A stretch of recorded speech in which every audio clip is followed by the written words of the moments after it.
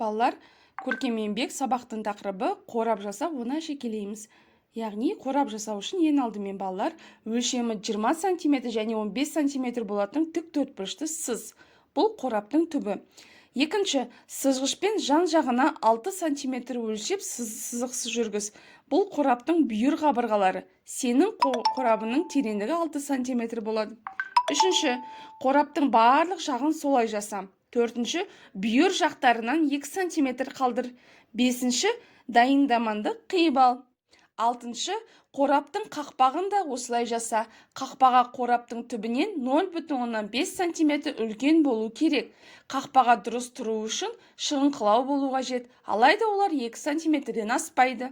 Жетінші, бүктеулерін қайшымен басып, сызықтарының үстінен қайыр. Қақпақтың үлгісіне де солай жаса. Сегізінші, оларды ұқыптап желімде, қораптың қақпағын да желімде. Осылайша өзіңе ұнаған әшекейлеп қойсам болады.